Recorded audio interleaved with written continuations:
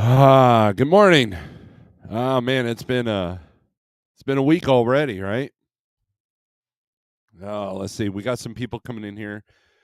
I wasn't sure if I was going to go live this morning, but I thought, it's Wednesday. There's a lot going on in the spot market today, and a lot going on mentally with a lot of people right now dealing with holidays and stuff like that. So I figured I can go live and be, I don't know, be a source of entertainment at least, right? So good morning. I hope all is well with you. And if you're struggling with something, I give you strength. Um, I hope you can find the strength that you're looking for. All right, so let's do some things here first, and then we'll get into the um, the shout outs. You know the routine, the shout outs, and then we'll talk about something stupid, and then we'll look at a low board, and Thomas Wilson will complain about it, and then somebody will say thank you, and we'll look up a load, and then we'll go, you know the routine. Come on, maybe we'll put a link out, and some will come in and say what they need to say. Um, that's the drill. But let's fix something here to keep the trolls out. And those of you running StreamYard and you get those porn bot troll type things, this is how you alleviate that. There you is. Also the trolls that like insult people's families and stuff like that tends to fix it right there.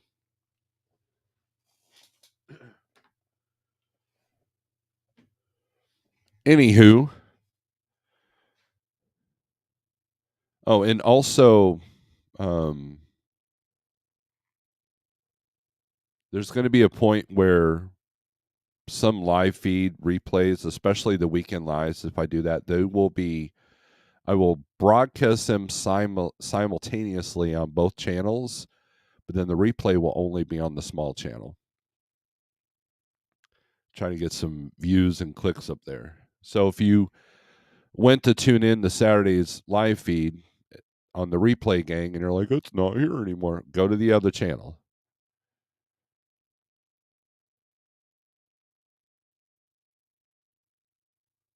What am I doing here? You ever just look at your phone like, why did I pick this up? It's kind of like the digital equivalent to like going in the room and then you like forgot what you came in there for.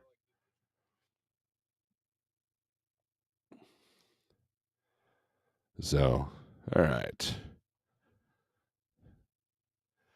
Anyways, um, so yeah, let's do some shout outs. Let's see what people are saying today. Good morning, Wheel Burner Express. Good morning, Steve. Hope all is well. All is well, as well as better than I deserve. Isn't that what Dave Ramsey always says? I don't want to get copyright stricken, so better than I should. There we go. There we go. SST, what's up? Nittany Lion, haven't seen you in a minute. Truman H, good morning. Desert Okie Pam, good morning. Mr. Zimmer, good morning. Hope you had your positive conversation yesterday. Cattle hauling, good morning. Start over. There's nothing to start over. I can replay the song again. Good morning, everyone. Thank God you're going live tonight. I was fiending. Is that like a Michigan thing? I don't know what fiending is. Maybe I'm dumb. With both feet, yo, miscreants, what's up from the middle of nowhere, South Central Oregon? Wow, you're way up there. Old school, new school, heading home, right? Smooth trucking, happy Turkey Day Eve, you turkeys. That's funny. My youngest, she got we gave her this stuffed goose from Mardell's. It's you can heat it up and it's like a heating pad kind of a thing, but it's cute and all that. And it's like, what should I name it? I said, name it Turkey. Well, that's weird. Well, yeah, that's what I do. I'm weird. WBF, I know how to pronounce miscreants, just saying. Stuart, what's up? Good morning. Second like. Excellent. Thank you. I appreciate that. Carl Ellis, glad I finally caught a live. Good morning. There you go. Catching my lives ain't too hard unless you're a night owl, you know, or you're the Hool. The Hool tends, I think it's like 3 a.m. when I go live for him. Chucky, what's up? Everybody saying hi to Stuart. A source of entertainment. Okay, entertain us, Metal Boy. Metal Boy? The hell does that mean? Hey, Snorelord, did you see YouTube has a new feature, go live together? No, I did not see that. I think they're wanting to keep the StreamYards out of the business. Because I know Facebook and Instagram can do that.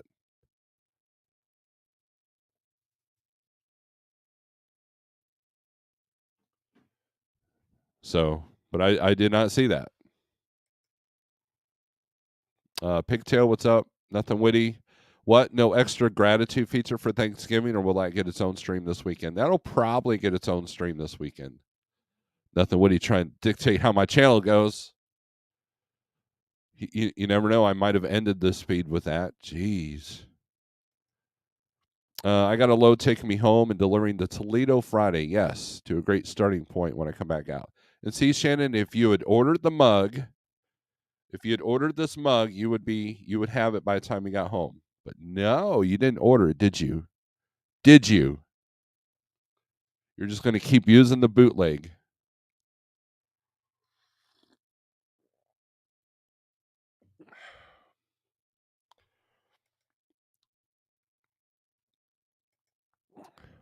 Trucking with Celine is out of trucking, Pigtail? I thought she already was.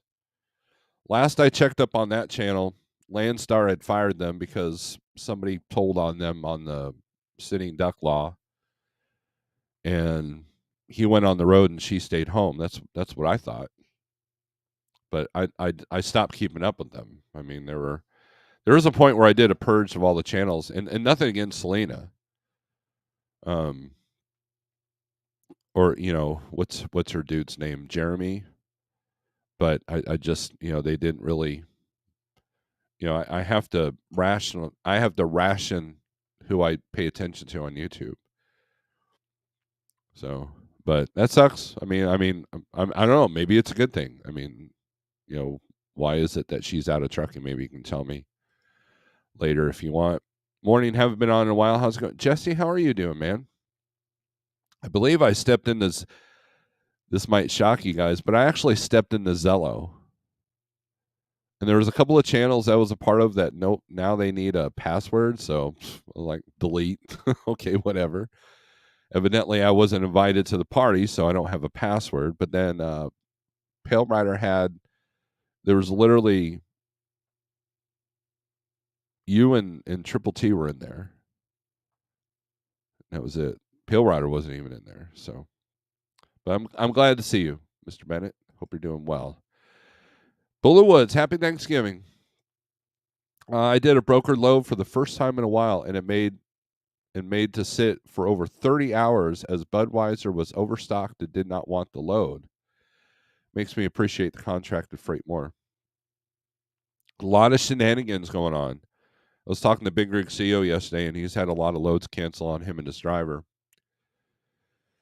So that if you're doing some retail items, that's going to happen.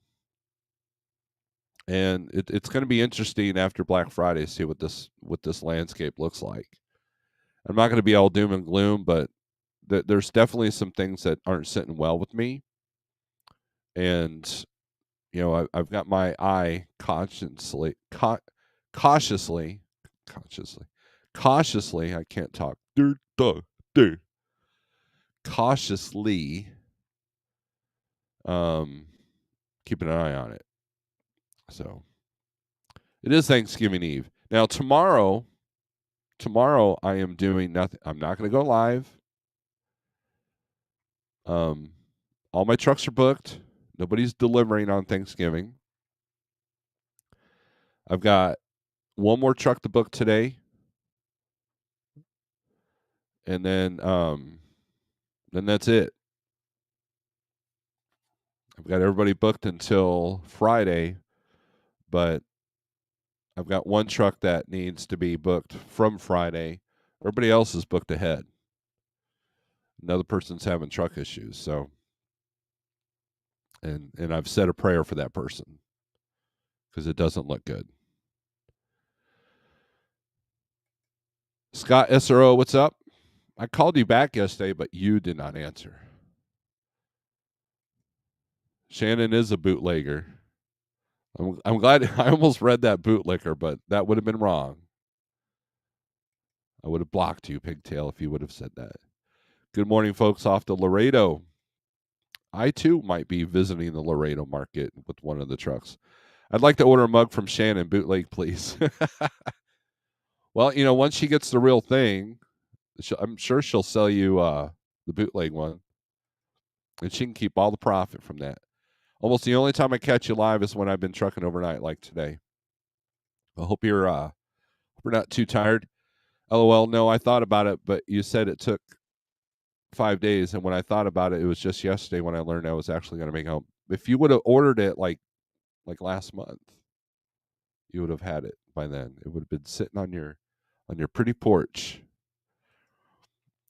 Finishing my last load today and trying to book my Monday load, sitting at Meyer getting unloaded. So yeah, we're going to talk about that. We're going to talk about some Thanksgiving, some trends that I've experienced in the past and what I'm seeing today, or I mean yesterday. I haven't looked at the load boards yet today. Jeremy decided to retire from trucking after 25 years. Passion is gone, he said. I can definitely identify with that. James G, what's up? Max Force, good morning.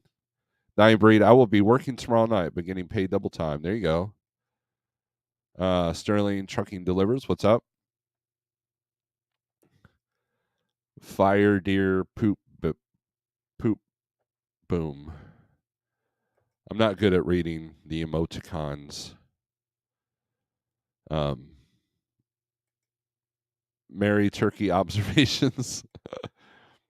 Gary Bates is sitting at home. Is that good or bad, Gary? Take Me Home, Country Roads to the Place for Up. Yep. There you go. That's a good song. Delivering in Kalamazoo, Michigan, James. That's a good spot. Of course, that's where you live, right? Dang, Michiganders in Michigan people in this live feed this morning.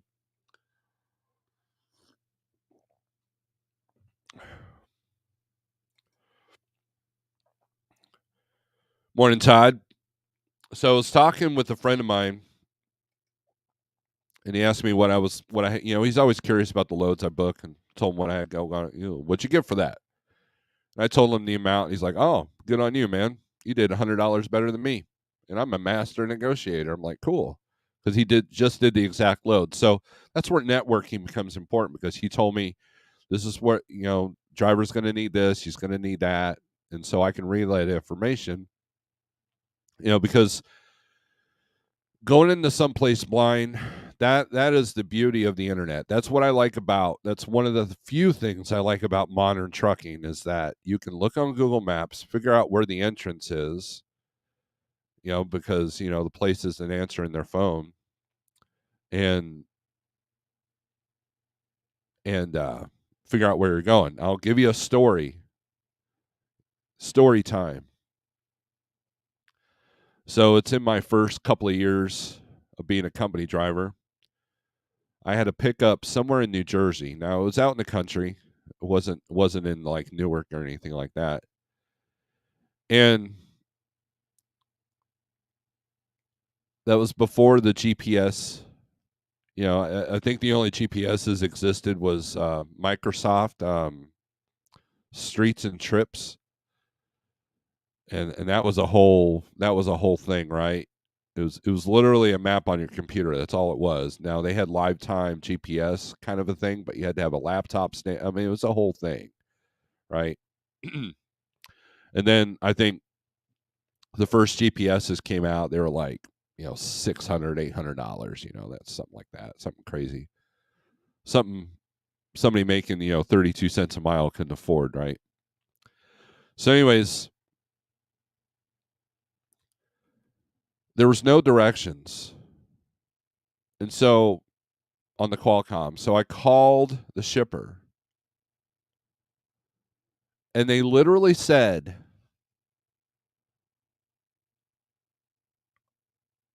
"We cannot help you find this place. We are forbidden to give you directions."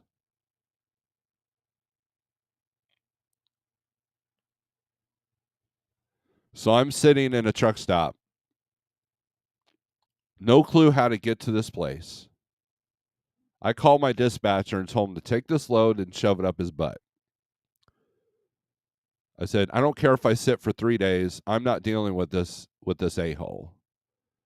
Because he just flat out said that he will not tell me how to get to this place. So my dispatcher, knowing that I'm having an emotional reaction, in his wisdom said, "Hang on, I will get you directions." So he was finally able to pry the directions from the place. And he used the term, "Turn right on Jug Handled Road. It will be across the street." On this particular road I was on. Now, I'm in Jersey. I don't go to Jersey a whole lot. This was like literally my second or third time. And some of you are probably like, I know what he's about to say. I was looking for a street named Jug Handled Road, right? There's always some kind of weird street names. Like there's a street name in Indianapolis. It's called Girls School Road. That's a weird name, right? So I'm passing. Now I'm like 3 miles, and I'm not finding this place. He goes, and so I call my dispatcher again. He's like, "Steve,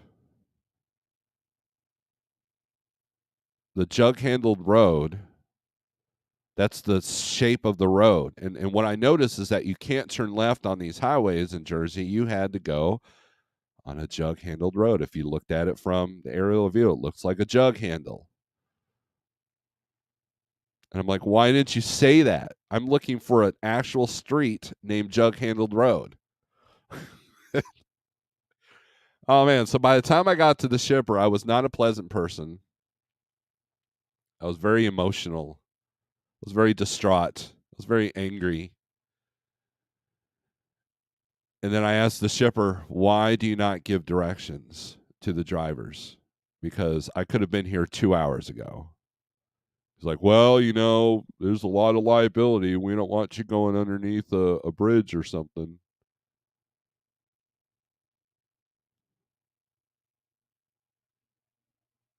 I think that was his way of saying, "Well, we don't know how to get here with the truck." Right? So, yeah, I was not I was not impressed by that situation. Now those days are gone. Very rarely do you have a situation that comes up like that. Now, can Google Maps send you down a bad bridge or something? Absolutely. So you got to have the trucker GPS, and you got to have your smarts, you got to have your CB on, because in this day and age, there was one time I was in this small town in Ohio looking for the shipper, and it was obvious that I was lost because I had my four ways on, going real slow. I'm looking for addresses, and there was a grain hauler. He gets on the CB. He goes, "Schneider, you got it on?" "Yes, I do." He's like, "Are you looking for so and so?" I'm like, "Yep." He goes, "Keep going. It'll be on your left. It'll be the second driveway." "Thank you very much, sir." CB saves the day again.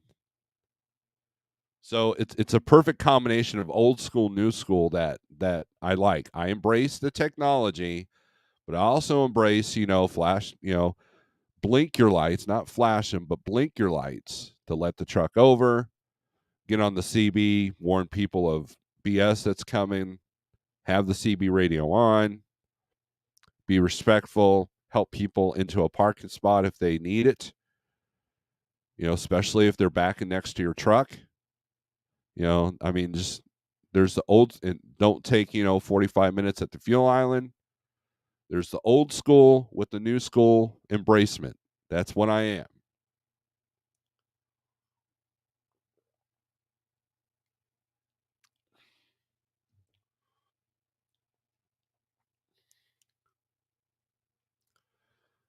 Man, you guys have been commenting like crazy people.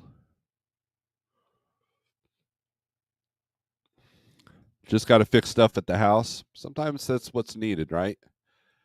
That looks like a hot llama sea explosion. I have no idea what you're talking about. The U.S. Thanksgiving being in the middle of the week really puts a crimp for us Canadian drivers. It's not a holiday for us, but we have to sit around and wait for you guys to get back to work.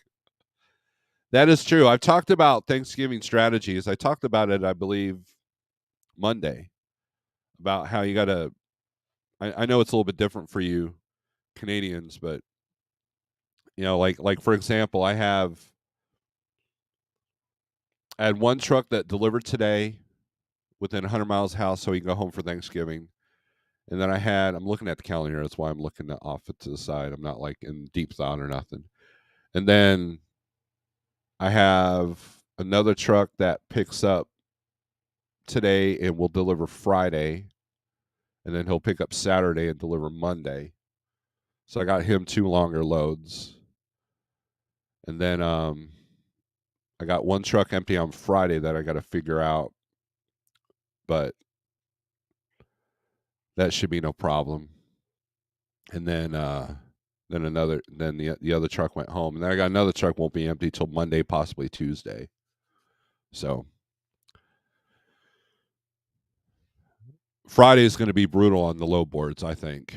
So Lansing for me is just went through Kalamazoo this morning.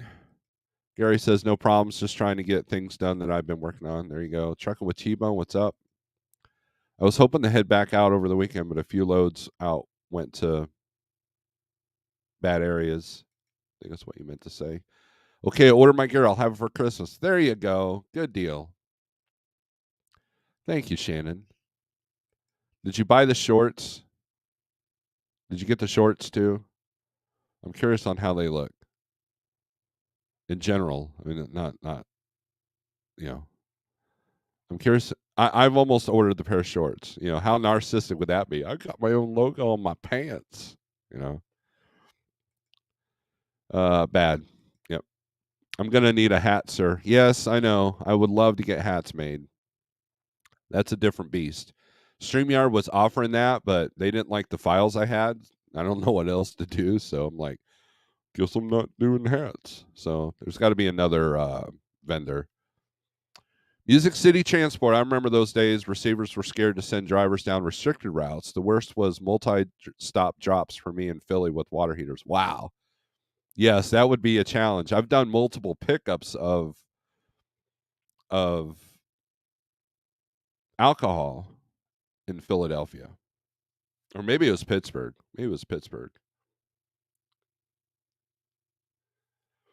And now then you had the polar opposite, Music City, right? You call up a shipper and like, hey, how do I get into your place? And there's a place in Lamar, Missouri that's like that. You call them up and you're like, yeah, okay, so you're going to take a ride on this street, and then you're going to see a sign that says no trucks.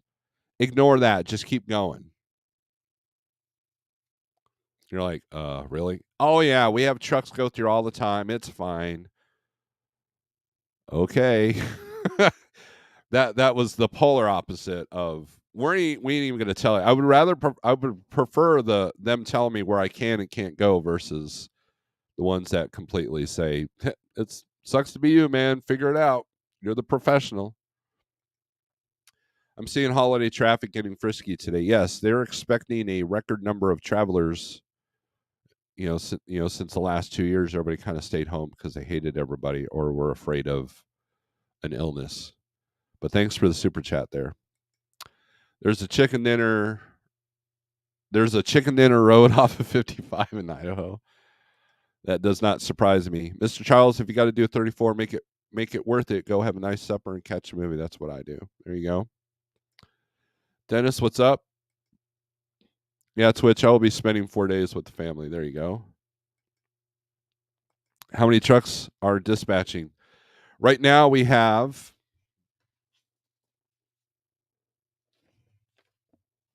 4 and a fifth partial. By partial, it means that they're just using me on occasion. I will probably be at 4 next week as well. I've been as high as 7 and been as low as 2. So, or as low as 1, really. So, good morning, Steve. I am late again, going deep, starve the ego, feed the soul. Excellent, excellent. I like that. Text me that. I'm going to make it into a meme. If you know Red Hawk, hit him up for hats. Okay. I've heard the name Red Hawk. I don't know if I've watched anything of his. Awesome CDN. Sounds like you've got a sermon prepared. There you go. Come on with it. The underlying message on most trucking YouTube channels is I like money. I loved your live the other day when you had an alternative message. Very cool. Thank you. It's not about, look, when it's all about money, then you do nothing but chase money. And when you do nothing but chase money, bad things happen. You know, how many people do you know that are rich but they're miserable, right? How many poor people do you know that are doing okay because their happiness is based off of something else? There's a middle ground. Look, you need money to survive. Money can't buy happiness, but it can get you pretty close. That was from a millionaire I know. He told me that. He goes, however, you can't lose sight of what really makes you happy by living in the moment. So I'm glad that someone is listening. Come on with it. Thank you. 75 miles and I'm home in Detroit for Turkey Day. Friday morning I leave Detroit for Salt Lake City. Yippee. Well, hopefully the weather won't be too stupid. Gone hunting yet? No. So I missed my opportunity for rifle season, but then the guy I go hunting with, he called me yesterday. He goes, "Hey, there's an antlerless season that we can do next weekend." Well, no, it's December 3rd. So that's probably going to happen. So now I did learn yesterday a lot of the processors are already full, so I don't know where I'm going to get. I might be learning how to process, which is fine. That was one of the reasons why I wanted to go hunting was I wanted to learn. So it looks like this year, if I harvest anything, I'm going to learn how to harvest it, you know, without relying on a processor. So, Adam Spencer, what's up, man? Long time no talk. Absolutely. You hate me now, right? No, I'm just kidding. Are you still running your truck too? No, I have not run the truck in 176 days. As a matter of fact, I've got a dead battery. The APU must have crapped out, and I'm getting ELD alerts that my ELD's unplugged. So after this live feed, probably later today when it's nicer, I will go out there, jump the truck, and see what's going on with the APU. I did run the truck earlier to buy fuel for the APU. So yes, then once you get on the road that said no trucks, people would run out to fold the mirrors in. Some guy named Vinny comes out and stacks on a pallet in the middle of the street. Yeah. That's if you're delivering, you're picking up in Newark, right? Edgewood, what's up? Truman, watch 80's been really, watch 80. It's been really windy lately around Elk Mountain. Be prepared to drop to 70. Dang, I'm starting to see who's taking all the Michigan loads. There you go. T-Bone, you gotta be fast. You still at the pumpkin or did you go off on your own? Haven't talked to you since you were at Landstar with me. Adam, so here's the deal. I was at Schneider for 2 years. We're going to catch Adam up. And then I went with Like Trucking. There's the hat. There's the hat. He was a Schneider IC that got his own authority. After about a year, I joined him. And so I'm in the spot market making bigger percentage, and I own my own truck and trailer now. The truck and trailer behind me, that's what I have now. I don't have the Black Peterbilt anymore, and um, that's what I'm doing now. So I don't have my own authority, but it's the next best thing. And then I'm also the safety manager, and then I run dispatch now. So I run a dispatch for the company. So I still have my truck, I still have my trailer, and every time I think I'm going to run a load or two, either the rates aren't there, the loads aren't there, or somebody calls me and says I need dispatch this week. So Thomas Wilson, what is it, Steve? What is what? How's it going, Thomas? Are you home for Thanksgiving? I cannot emphasize how hard it is to gain new customers. If you want direct customers but have no sales experience, find someone with sales expertise who will mentor you. And that's why CNN is a great, great friend and mentor. He sent me this long email with all these different videos and articles about sales. And I still think that one of the most important books somebody can read, even though it's 100 years old, is Dale Carnegie, How to Win Friends and Influence People. Good morning, everyone. Hope everyone enjoys their Thanksgiving. Thank you, Jerome. Looks a little cold to be sitting outside with the truck. CDN, you aren't wrong about that. Securing new customers is a challenge. Shannon, you're late. Hit the like. Hell no, I'm a real trucker. Well, good. I'm glad you're working for Thanksgiving. Probably making the big bucks, right? I gave you a thumbs down today. Oh, Thomas Wilson, don't be sad. Did you do it twice? Do it twice. Hit it a second time.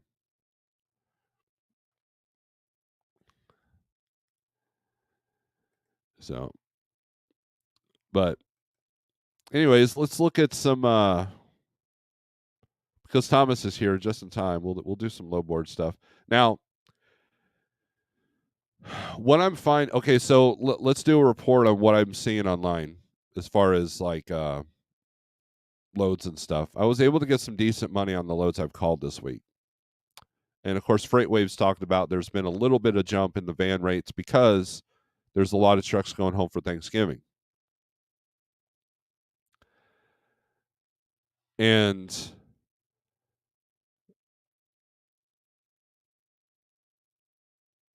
I don't know, Thomas Wilson, he's distracting me. And so I've seen that, right? And depending on your platform and what market you're in, you're going to see that. You should see that. Ain't nobody going to offer you a $1.20 load to run over Thanksgiving. If they are, don't even deal with that. I've been above average on everything. Now, let's go back to the averages.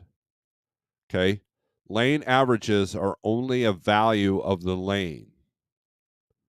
It's not a guaranteed revenue, and it's not how you should be basing it's partially how you should base your pricing. I mean, you can't be asking for $3 a mile for 1,000 miles out of Miami. So you got to know the value, but you also, need to be aware that it's not like that. So you have to know the value of the lane that you're in. So if you're doing contract work and you need a backhaul, you should know the value of the lane that you're backhauling in. So in other words, if you're going from, say, Minneapolis to Dallas, know the value of the lane from Dallas back to Minneapolis, if that's what you need to do. There are some companies, like I was talking to a driver that worked for a cheese company. They would do this LTL reefer freight to the Northeast, and then they would just deadhead them back.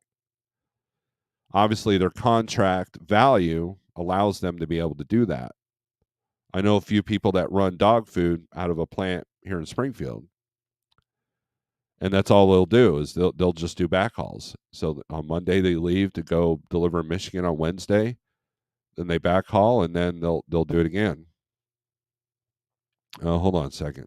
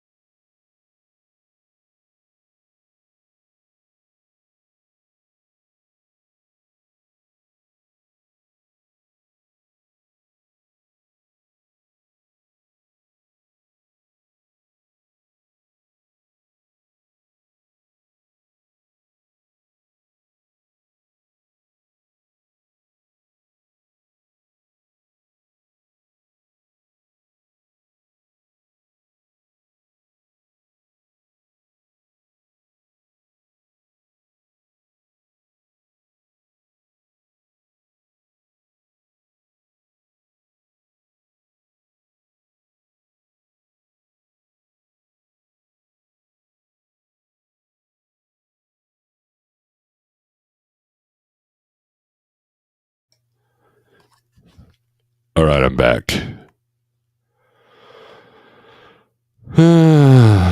Thomas G is, oh my gosh. 50 free reefer, Tucson, Arizona, anywhere. Give me a second here. Sage News Live, what's up? Good luck, Mr. Sterling, out in Nogales. Yeah, let's see. I only look at lane pricing to tell me if it pays inbound or outbound. I take parameters of load and most importantly, how much this load will take the driver plus any deadhead if pickup or delivery in bad area. There you go. 100% right. Thomas Wilson says OMG again. Are you okay, Tom? You okay, Mr. Wilson? There's multiple factors to consider on lane rates. Absolutely. I got a friend there. I will look at that here in a second. Typo, most importantly, how much time the load will take the driver, driving, loading, and unloading, right? I live in Tucson. That's my starting point. Wow. That's got to be tough. He's giving directions to Jug Handle Road. That or Yuma. Yeah, I think you have a little, well, yeah. Produce season, you do all right out of there. Look a professional dispatcher in his natural habitat.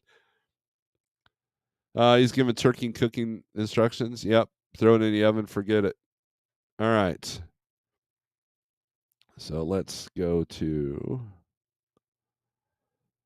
Tucson, Arizona. Do. Share the screen. Share. All right.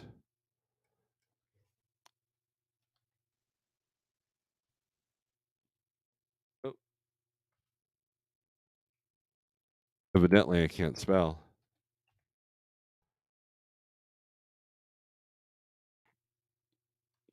How do you spell Tucson? What am I doing wrong here?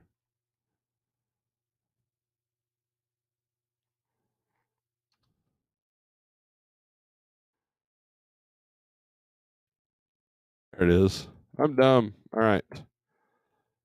Anywhere.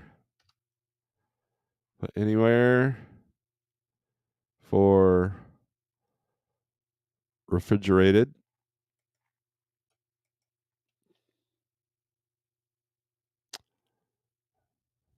We'll do it for today and Friday.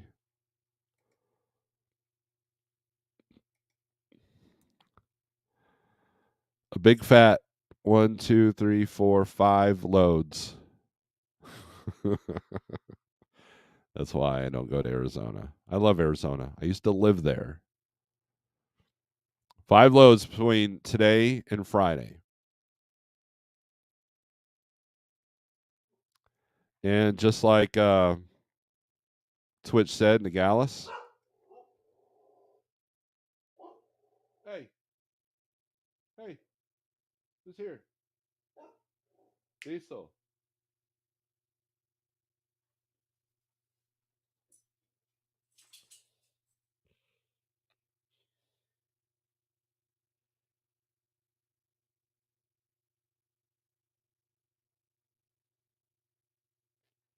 I don't know what he's barking at. There's nobody out there.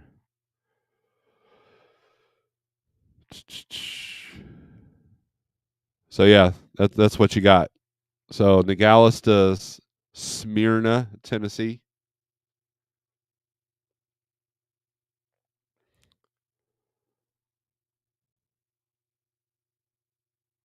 It's not a bad rate, actually, for average on the average lane. So look at that sharp decline, though. Look at that. See that little spot right there.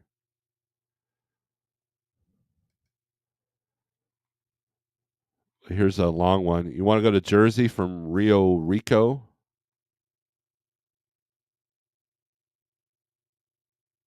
Trying to move that for $1.80. It's produce.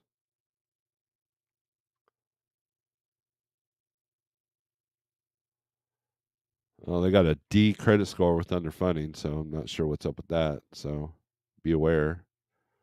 I've never dealt with Custom Pro Logistics. Triple T Transport. The Truckers Table has its own brokerage. That's interesting. Stop 1 in Maryland, stop 2 in Connecticut. So it's got 2 stops, 47 driving hours. So that's going to take up your week. And they've priced it right at the average, which is $57.50. So $225 a mile. It's got a little bit more money on it because it's 2 stops. But that might be a situation where you're on it all week, and that's the only thing you do for the week. So is that $5,000 going to work for you for the week? I would try to get 7 on this. Is what I would do, and then use the fact that you got tolls, fuel. Northeast sucks to get out.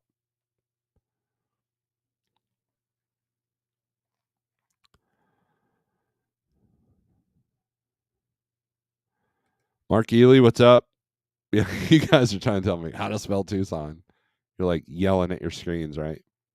That's funny. OMG is I have to do a sealed air load to Indy out of Louisville, 1,080 pounds, hauling at air bubbles. That's got to be nice. Is produce running out of Yuma or Nogales? It looks like it's Nogales. I don't see anything coming out of Yuma. It's Rio Rico. or Nogales. Now so we can change the search. So let's do that. Hit new search. We'll keep the same parameters, but we'll do any date. Now there's quite a few loads, right? Well, not that many. Holy crap. Hey, if you're running a reefer to Tucson, you're going to struggle a minute. All right. Here we go. This one just popped up November 26th. So that's Saturday. Going to Bedford Heights, Ohio. Stopped in Crafton, PA. They're offering $5,000 on that. I would try to get them up to 6. But then if you look at Bedford Heights, Ohio, going anywhere, there's 25 loads, 25 backhauls. So that's pretty. That's the one I would do. Though it depends on that area of PA. So, and then you got a shorty going to Arizona, and then or California. I'm sorry, and then what are you going to get out of California? That's the marker for that.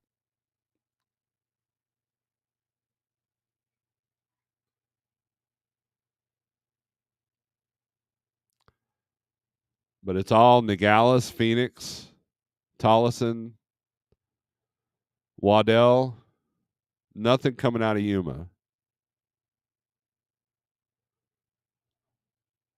And even then, it's more Phoenix than Nogales.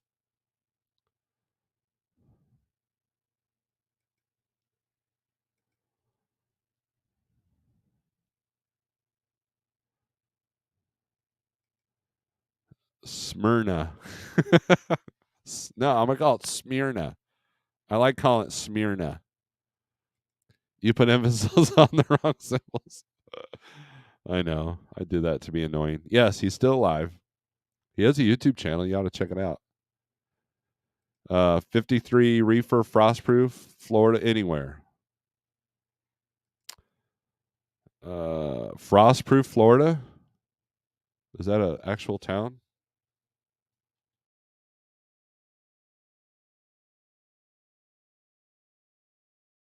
I'll be damned.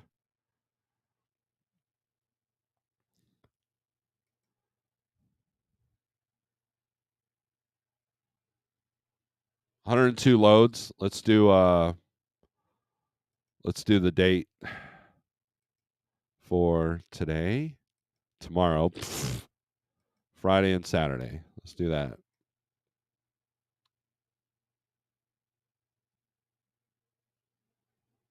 Search. 33 loads. You got loads coming out of Venus. I almost said Phoenix. Venus, Riviera, Fort. So let's look at these rates. Oh, here's one going to Bangor, Maine. Look at all them stops. That's where the money is, though, guys. 14 stops. 14 stops. That is crazy. I bet you it's Christmas trees. If I had to bet. That or mums.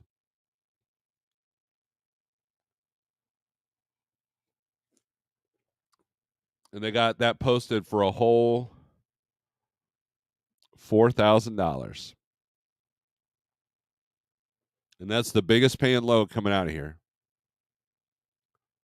So, the fact that it's 13 stops, that's going to be a challenge within and of itself. But, depending on how the stops are done and what the deliveries are, not everybody's going to do that. So you have a little bit more leverage on the money. The average lane, the lane value goes away on that. I mean, I got $3.45 a mile out of Denver for 1,300 miles. So because it's multiple stops, lane value goes away. Now it's about your time, about what you feel that should be a good compensation for the amount of time that you're on this load. because I've done multiple firework loads back in my hazmat day, and they're great. But how long does it take to do all of them? If it takes you a full week to do $4,000, that may not be that great. But if you can get that done in like 3 days, that's a decent daily rate there. So the fact that it's going up to Maine, that's going to take a minute from Florida. And if these are all like suburbs of Boston, now you're worried about tolls. I'm really surprised to see something like that on the spot market, to be honest with you. There are carriers that specialize in this. So obviously there's something that the carriers didn't like about this, or the broker negotiated this contract thinking he could cover it, not realizing the challenges of multiple stop loads, LTL service in the spot market. So there's your load, Sterling. You can do that one. Cooking steak and poached eggs while listening with coffee. Life is good. Waiting at Target for the unload. You're going to be waiting a minute. I'm sure you're familiar with the Target. I figure that diabetes got him by now. Yeah, you never know. I want that breakfast, LOL. Check McAllen, Texas. I used to get 7,800 McAllen to New York City. All right, so we'll do that. Is that reefer, Mark?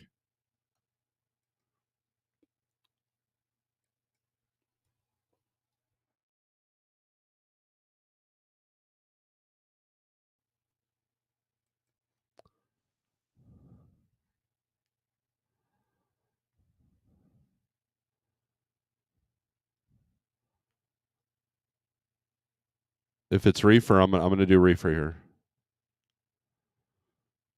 All right, so let's go with the highest paying load. Oh, wow, here's one for, I think I've already got it set up for that. So here's Sebastian, Texas, going to Carlisle, Pennsylvania. It's citrus, paying $63.86. Now, that's not bad. Now, if it's like 83 stops, then that could be a problem. But oh yeah, Denver, PA, and then Carlisle, PA. So depending on the timing of these stops, that's not a bad load. Now, I would you still got to consider tolls and fuel into your calculation of rate. Carlisle, Pennsylvania.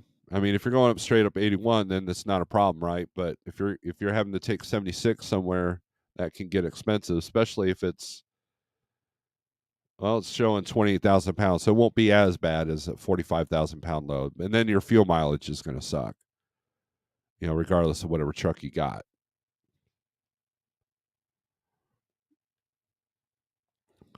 So is that what you're talking about? Yes. Okay. So that's the highest paying load. So here's Sebastian, the Chester, New York. Stop in Louisville. You can hang out with Mr. Wilson. They've got $58.95 on that one. See, so the other one is $63.86. And let's say they're not budging on these rates. Let's say obviously they're doing the odd number thing to make it sound like that's all I got into it, or they've got their profit margin or commission down to the penny. Okay, that's where you see that.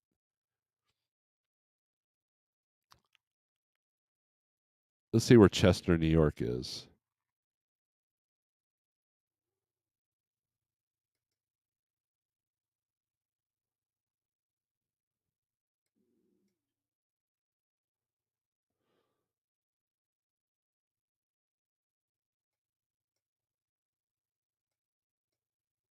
So not quite in the city, not quite upstate.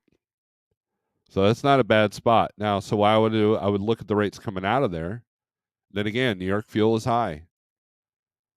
Are you going down some toll roads? So that's where that map comes in handy, right? Kind of gives you an idea of where things are at. I would almost rather do this load, depending on what the market looks like coming out, because it's less tolls. If you got to go down a toll road in Pennsylvania, and it's only two, the in Louisville's easy, right? I would almost do this one, and it's a little bit lighter. So if you got $6,000 for that and 6,500 for the other one, you're almost better off doing this one for $6,000. That's kind of how my mind works. Now, if I'm wrong, if that's different than what you do, then that's fine. I don't berate anybody for, thinking differently, but that's how I think.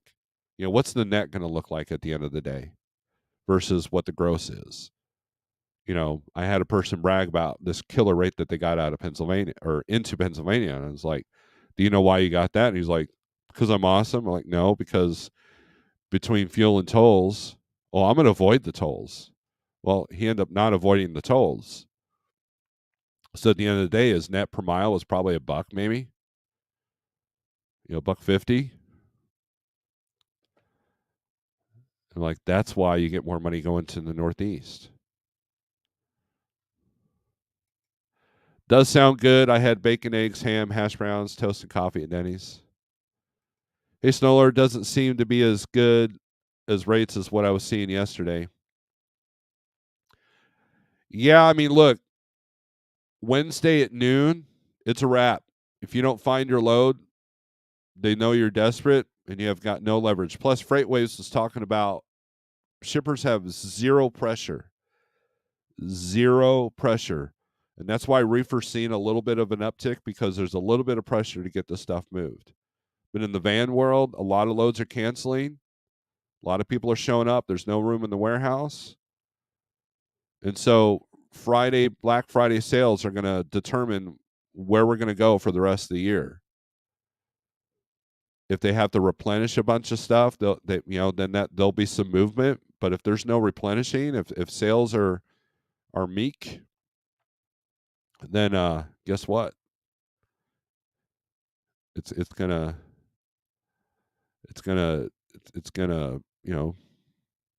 hurt. Let's talk shorties. That long stuff will break you. All right, so let's look at this exact load.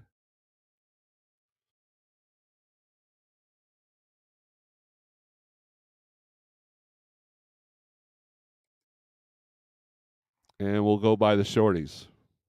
So here you go. Here's McAllen, Texas to San Antonio.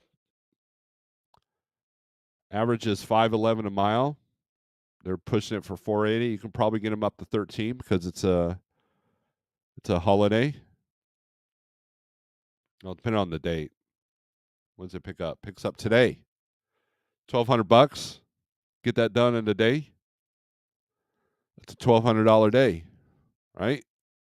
Thomas knows where it's at.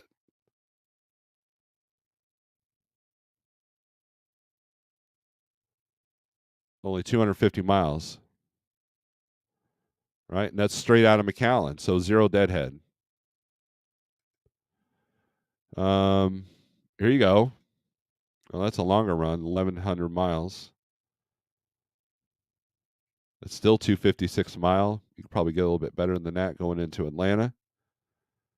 Not a whole lot of shorties, though. See, that's the problem, Thomas. That's the problem I'm seeing in my own area. And Don could probably attest this. Shorties just, that's it.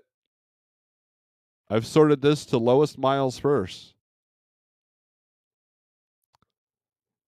This is the stuff that the big carriers don't want to do. This is the rejection loads. These are the spot market leftovers.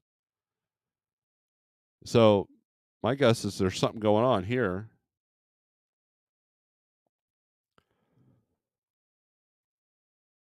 Because everybody's trying to conserve on fuel.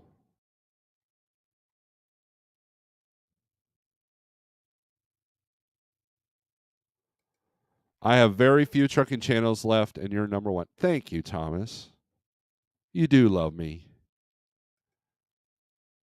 Got to get out of Arizona. If I didn't live here, I'd never come east of I-35. It's definitely a challenge. And look, so if you're struggling, like for example, I was struggling to get out of Springfield, when I was in the spot market, right? Well, I'm still in the spot market. But what I'm saying is for myself. And I noticed that there was a lot of loads one week going all going to Dallas from here. But I had my friends tell me, don't go to Dallas, don't go to Dallas, don't go to Dallas. It sucks in Dallas, right? Like, well, what do the people in Dallas do? What do the people that live in Orlando do? What do the people in Denver do? So I found those people. Rob Thomas, the guy that I showed his truck for sale last week, I called him up. I said, dude, how do you deal with Dallas in the spot market? He goes, well, I take that buck 80 coming out, laugh at the people sitting at the truck stop waiting for the 250, take it to Missouri or Kansas, and then I go to the Midwest from there. That's brilliant. And so I followed his exact pattern. So I learned how to use the Dallas market. I know Dallas. I know the city. I know the terrain. I know the ins and outs. I know the weaknesses. I know the strengths. And I maximized on that market. And so when you see that big pay and low going into Denver, you're like, man, you should be working on how do I get out of Denver? How do I do the best out of a backhaul market? How do you stand out from the other 100 carriers that are trying to ignore the buck 20 a mile coming out? Well, the multiple stops, the heavy loads that no one wants to do, or to go to another bad area. So if you've got connections in Atlanta, and you got connections in Denver, and you got connections in Phoenix to help you get out of those areas, then no market is a bad market for you. That's how you create consistency in the spot market. Is contract freight a good thing? I think it is. When especially on a down spot market, but the reality is there should be a combination. I know somebody that was offered a 30-day contract on something from a broker that specializes in spot market freight. And if he gets this contract, it's going to be a good rate for the next month. In less than 350 miles a day. But the daily rate is killer. That's how you create consistency. Now, if you love going all willy-nilly and zigzagging and you love driving, that's where, the strategies that I use come into play.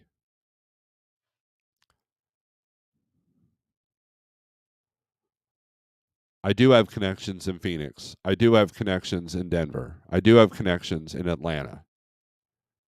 I do have no Northeast is where I kind of lack. I don't have any connections up there. But I tend to avoid it anyways because of tolls and fuel prices.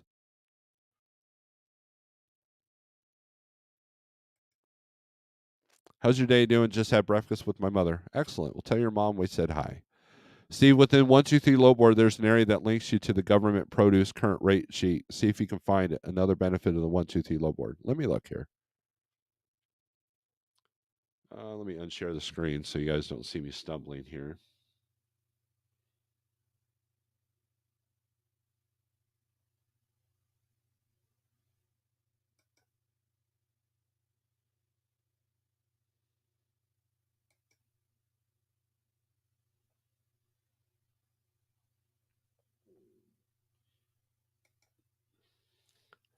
Reefer rates. There you go.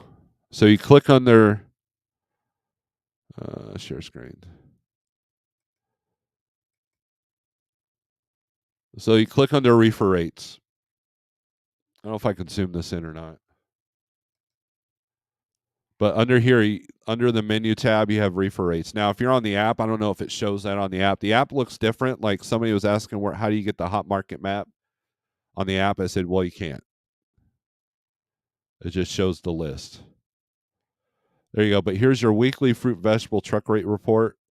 So this is directly from the U.S. Department of Agriculture marketing service. So there you go.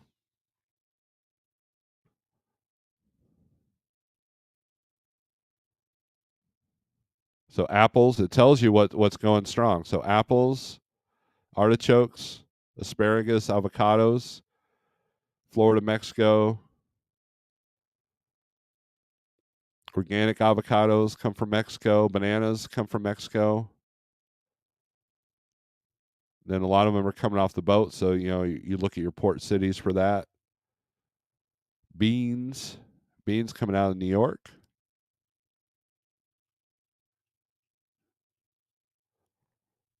So yeah, poke around on that. Thank you, CDN. Look at CDN; he's so helpful. And CDN brings up a point. I don't show all the tools. I really don't. Cauliflower, celery, sweet corn, cucumbers. There you go.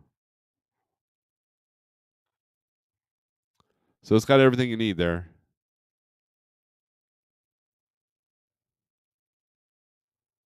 Let's look at load availability. We'll do the density map.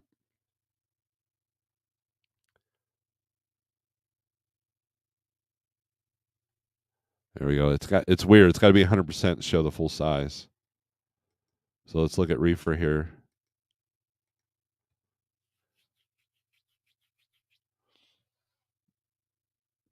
And again, you can just hover over the states and look at the low counts right then and there. Here's Fullerton, California, Syracuse, New York. Let's see what that's going for.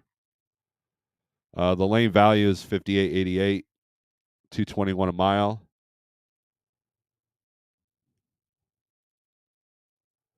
I saw another broker. It's got the email address of the broker there. I saw another broker with a Gmail address yesterday, and of course it was red, denied. I put it on my community post, I believe. Yep, 13 stops, Bigtail. You're a champion at multiple stops. What are you talking about? That's cakewalk for you. The outsourcing of dispatch services to India is killing me this morning. 12 calls in the last 45 minutes. Ugh. Miss Mallory, good morning. Happy Thanksgiving. Thank you. Black Friday doesn't look good this year. I'm praying I'm wrong. I did that last week. Got 1435 to HEB. Start over. Mr. Jeffrey Like in the house. Wow, shorts are in short supply. That's funny. Sage says the freight world is changing. I will be doing a video about it. Of course you will. That's what you do, Sage. I will look forward to that video. I ran Laredo, McAllen, Dallas, Houston, did okay with cheaper diesel in Beeville, Ambest 408. Yeah, that's the other thing I've noticed. Jeff and I were talking about this yesterday. I've noticed that fuel prices have gone down a little bit and discounts have gone up. I mean, we were getting $1 off on some places.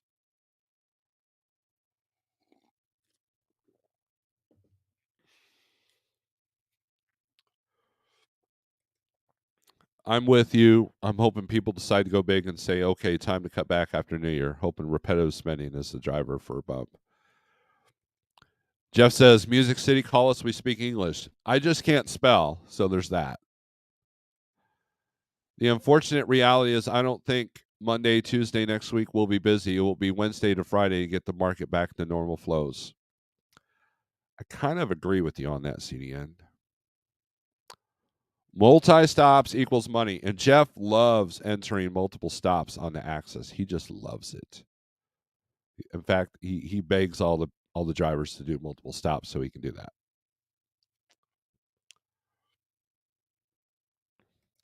Velox, good morning. Sage says, look at all the AI data. I'm hoping the last 4 train unions hold fast and actually strike, and we'll have some freight. There was a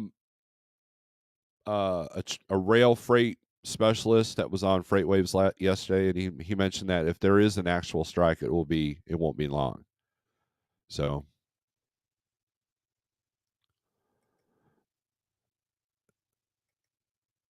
you gonna go have Thanksgiving with the likes there, Shannon? Well, I need you on my video. I text you. Yeah, I saw that text. As long as you don't insult my boss anymore, well, I can help you out. I have multi-stops, actually. I like multi-stops. It depends on the stops, right? There's some loads that I called on refrigerated that's like, okay, it goes to this Cisco, and then this Cisco, and then this Cisco, and then this Cisco. And I'm like, yeah, thank you. Have a nice day. I'm not doing that. But like John Deere, Heck to the yeah. Hell to the yeah. Screw it. Yeah, I'll do that. 15-minute stops. The worst part is some of it's remote places, but as long as you use the technology in front of you and and and and look at where you're going and call them up and say, "Hey, what's the best way in?" then you're good to go. Recon the mission before the mission. So,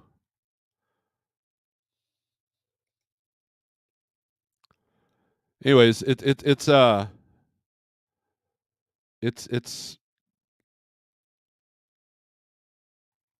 look, there's still money to be made out here.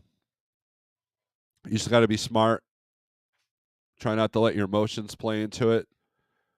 You know, if people are on YouTube telling you you're doing something horrible, then if that affects you, then maybe not hang out with those people. I mean, but there are people that are genuinely trying to help.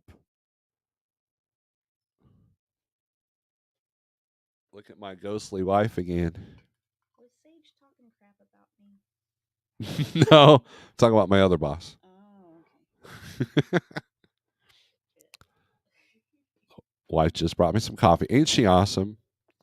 Yesterday was her birthday. And it was also my youngest. It was her birthday as well.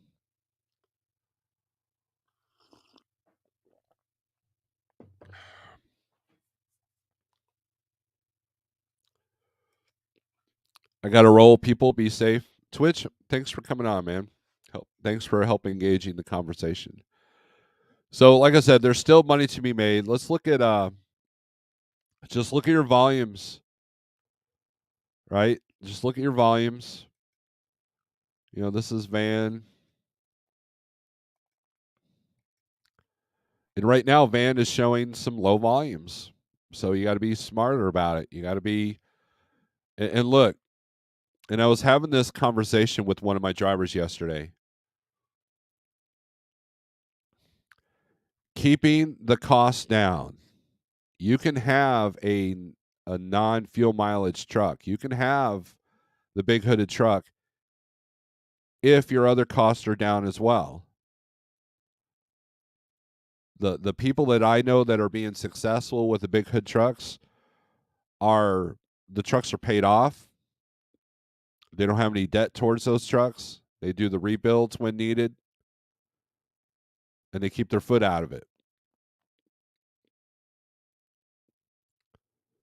And so if you have this lifelong dream of owning a hood truck, which a lot of us do, then you have to know what it takes to keep that truck. Sammy Makes Sense is a perfect example. His truck is paid off. He's invested his profit to keep the engine in good shape, and he does well, right? He keeps his costs low, and he has multiple streams of income.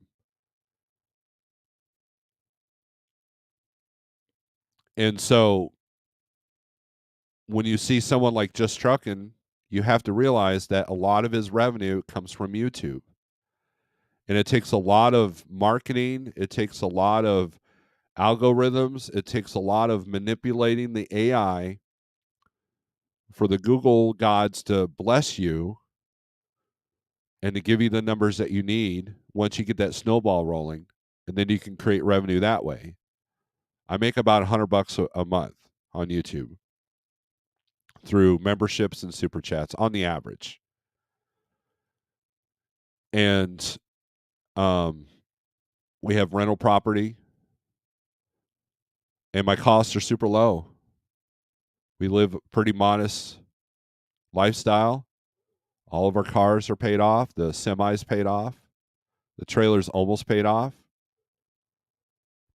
Now the tax man bit me in the butt this year, but but beyond that, knock on wood, we're okay. If I have to run full on because I lose my dispatch, then I can do it. It's going to suck because I've enjoyed being at home, but I can easily get in the groove. And there's some aspects about trucking that I do miss. But I've got the safety position that pays, I've got dispatch that pays. And I wouldn't be able to do that if I had a $200,000 truck. There's no way I could do that. So what's more important, your happiness or that truck? So, and this is not geared towards just any person. I'm just in generalities. If you want a new boat, if you want the new RV, if you want to drive a $200,000 truck, you have to know the challenges that brings to you. And all the people, Jeff, DIY, Cash, Fate, Pneumatic Brit, me, Big Rig CEO, even Sage, we've all said you got to keep your costs down. And so when I see people that live in their truck that aren't going to make it, and I see people with a lot of bills that are making it, what's the difference there? It's mindset. The cost, keeping your costs down just makes it easier to do that.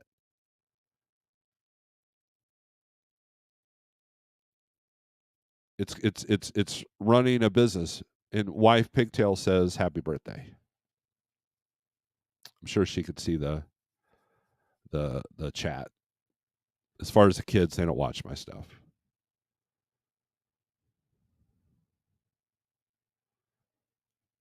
So that is there is no secret. And if you want to do a blanket statement that will that speaks true for any business, I don't care if you're a tanker or a reefer or a flatbed or a Conestoga or a dry van or a grain hauler, a hopper bottom, as long as you keep your costs low and you run things smart where you can stay within your profit margins, then you're good to go. If you if you're a company driver and you're making 50 cents a mile, are you going to go out and buy a brand new Porsche? No. It's the same thing. What can your profit bring you after the maintenance, after the repairs, after the savings for new equipment when it comes necessary? Now, if your goal is to have a big Peterbilt 389 and pay it off, that's great. But just know that you're going to have rebuilds in your future, so you still have to put money aside with the paid off truck, whether it's aerodynamic or not. Because a new crate motor is about 60 grand. A rebuild, between 40 and 60. Some people get rebuilds for 30, maybe even 20. But that's still money that you have to have. And if you finance 60 grand for 3 years, then you're good to go, right? If you don't have that cash. And so that's your new truck payment. So the truck's never really technically paid off. Hell, this truck still costs me money even though I haven't ran it in a while. Because you got insurance, I've got fuel for the APU.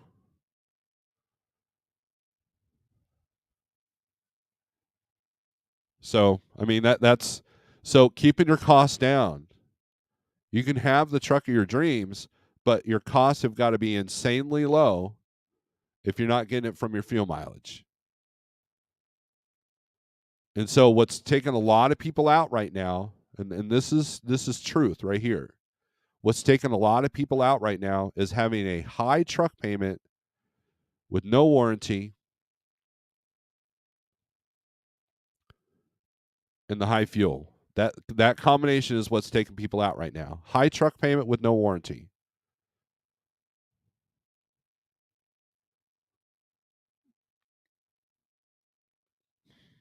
And I've learned from personal experience that they're not just passing out um, refinancing. And if they are, they're giving you a ridiculous percentage with a bunch of rules. And so that's what a lot of people are scrambling to do right now because they overpaid for equipment last year because it was profitable last year. I've been guilty of that. So, but it's still doable. You have the right mindset, you finagle a few things, and you can still get it done. But the higher cost, the more challenges you have in any market. To be honest with you, I know people that failed when rates were super good last year because their costs were still too high. Truck broke down, couldn't find the parts. They were down. I was talking to the driver yesterday. He was down 3 weeks. Hell, I was down for like last year. I was down for a month and a half for a $3,000 repair.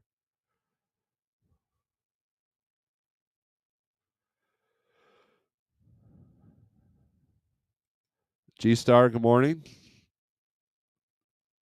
Empty, but no good loads yet. Yeah, about 9 o'clock they'll fire up. G Star, Nevada, good morning. Good to see you.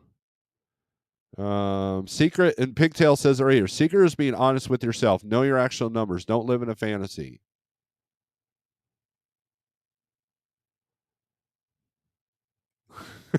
Sterling says keep your costs high. I need a cheap hood truck in 3 years.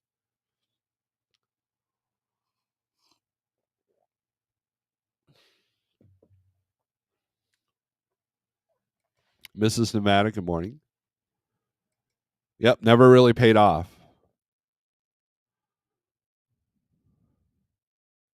Pigtail says he was offered $27,000 at 29%. Wow. That is cray cray. Truck of my dreams is probably at least 2 years away. Why don't I put a driver in my truck? Because that is not working right now with what I've seen, especially a spot market. Now, there's some caveats to that. James Best is making it work with Oser. But Oser is a go-getter. I've talked to him. I've met him. And James has literally put his carrier into his hands. Oser's doing all the carrier packets. He's doing his own dispatching. And he's learning a lot to where one day he could probably run his own truck and own numbers if he wanted to. But that truck has also cost them a lot of money this past year as well. And so it becomes a challenge of being able to pay the driver, pay the fuel, and pay for the repairs. And there's only a few people that I would actually trust to drive my truck. Because at the end of the year, I don't want a worn out truck that I've made, 5% on because of all the costs. So that's why I don't do that. Now, if I had my own authority like James Best does, it might be a little bit different, but I don't. So whatever that truck makes, number one, they got to pass like truck and safety requirements. Number two, I got to know them. And number three, I've got to pay them out of 80% or 82% because of my longevity. Actually, it probably, I don't know if that would still apply to that.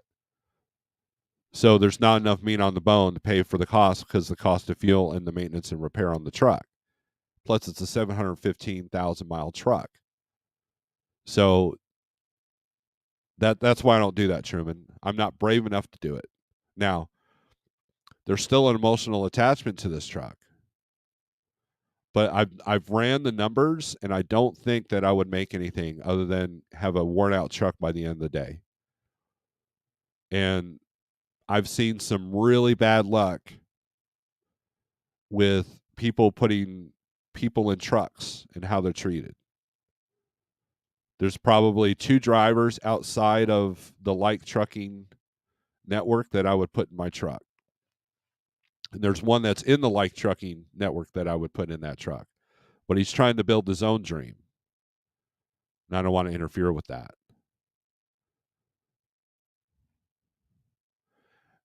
Take someone like Shannon. I would put Shannon in my truck, depending on, I would give her a road test, but I would put Shannon in the truck. Now, here's the part though. Let's say that the truck needs $10,000 repair. Now she's out of a job because I don't have that money. I have the credit to do that, but then now I'm in that ball of rolling, the ball of debt rolling, right? So that's not security for her if I decide to do that. That truck has a $10,000 repair. I can park it and do whatever I want.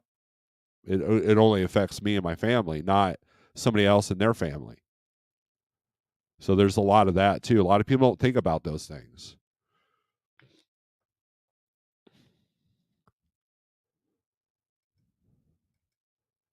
Check out this article: Re-owner operator highest risk for Canadian owner operators at rising costs, low volumes. There's the link. I'd concur. Better off leaving the truck parked than trying to make it work while paying a driver. Driver would cost close to the price of fuel. That would be rough. Yeah, exactly. That's the math that I've done. Now, the other caveat to that is I can go out and run that truck tomorrow. I can run it today if I wanted. Sometimes I get these local opportunities. Hey, we need this done for a month. And a friend of mine that lives in this area might actually take this broker up on that. So there's those kind of opportunities that I would miss if I didn't have the truck. And that truck's a safety net. If Jeff decides to flip me the bird and call me an a-hole and get rid of me, I could take that truck wherever I want because I own the truck and I own the trailer. And that's a goal that I've tried to push for.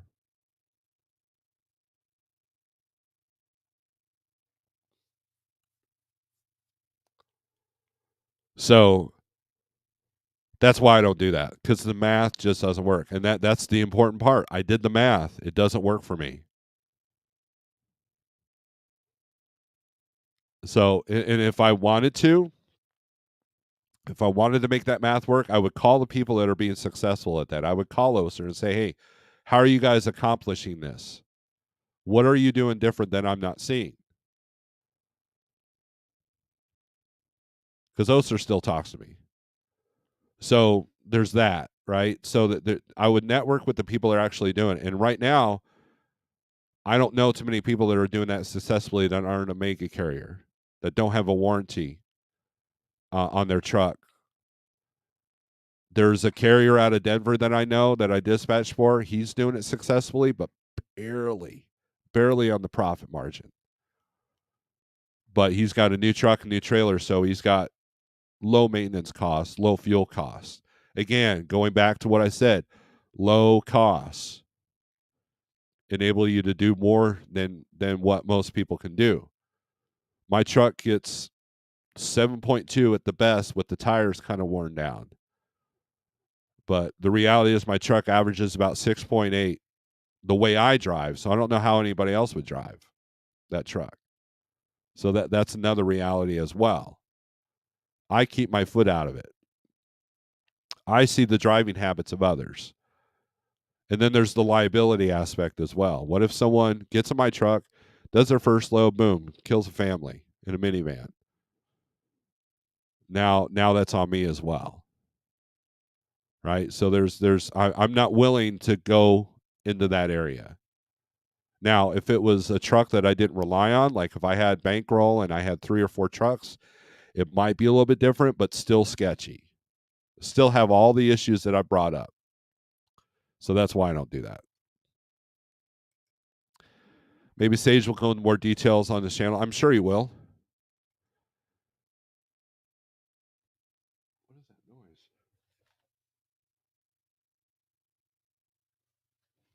I'm hearing a noise.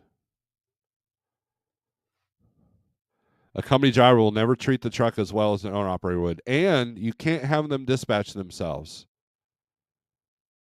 Because company drivers will do what they want, not what you want.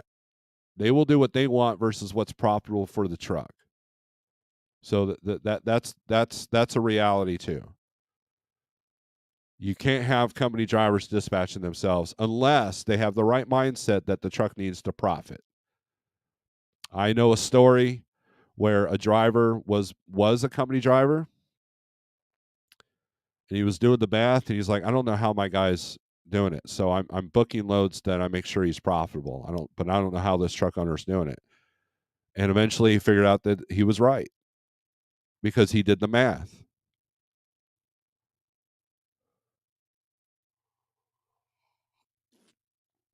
And then the most important aspect of why I don't put somebody in my truck, it's because of this. Pigtail says, driver might play Journey or Air Supply. I like Journey. But Air Supply, that's a different story. And soil the metal speakers. Too big of a risk, right? Too big of a risk.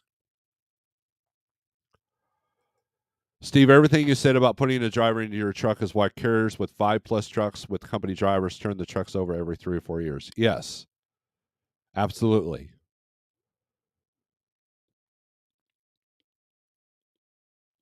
And more success is, look, if I had a dedicated account from a direct shipper that needed X amount of loads done per day, then I might consider it as long as it was profitable. But to be all willy-nilly in the spot market, dealing with the market trends and all that, no, not with the high fuel costs that we have. There's a reason why all the big carriers utilize that warranty. There's a reason why they trade them off every 3 or 4 years. And there's a reason why most truck parts don't last but every 3 or 4 years, because they're engineered that way, because that's what the majority of the industry is going towards.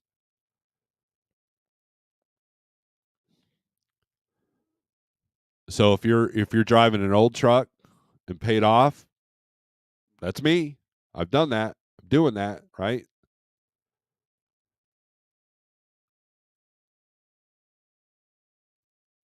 It could be tougher, especially if you got a disposable truck. That's the one good thing I'll talk about hoods, is that usually they're made with better quality, but here lately I've been seeing that's not been the case.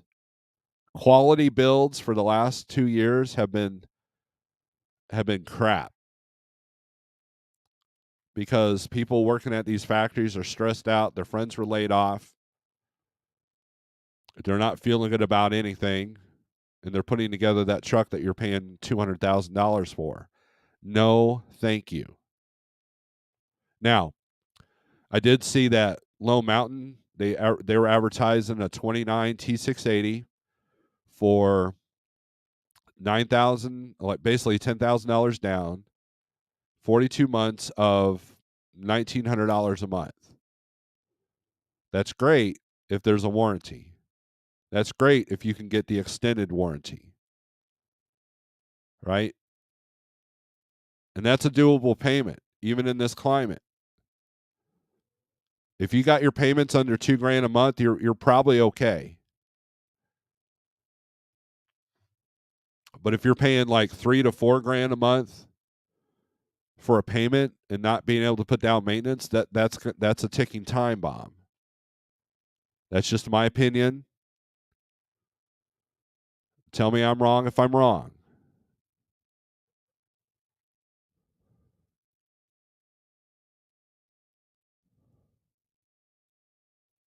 If you have a paid off truck, it's good that you're able to work on it, do a lot of the work yourself, especially if you're going to go long miles with it, or you have a trusted mechanic that you know is not going to rob you, and have a big maintenance fund. And that's the only downside of this dispatch, is I don't really have a big maintenance fund right now. That's me being honest. But I'm trying to make it work. I'm trying to persevere.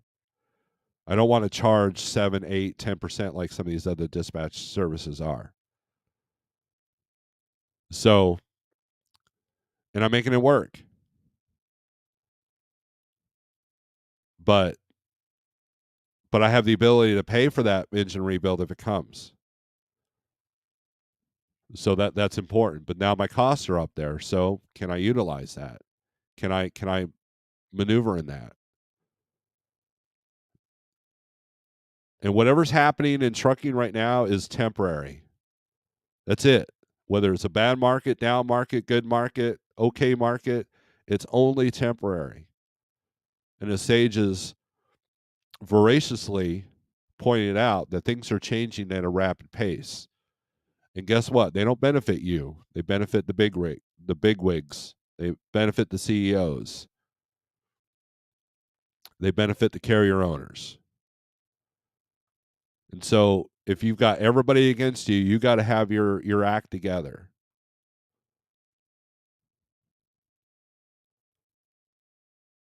You got to have your costs down, live modestly, and think of it like a business. And there are days that you're not going to make more than a company driver. There are days when you're going to sit there and say, well, I can make more money as McDonald's. Well, go work at McDonald's. See how you like it. I bet you won't. I'd rather drive a truck for, pennies on the dollar than work at McDonald's. Do you see that? See what I'm getting at? It's part of running a business. And there's nothing wrong with taking a step back, gathering yourself, and then coming back out stronger next time. If I was to fail tomorrow, if Jeff calls me and goes, hey, dispatch service is over, I'm closing up shop, best of luck to you, and I go out and run my first load for somebody else or under my own authority, and then that truck, engine blows the rod through the hood, the whole 9 yards.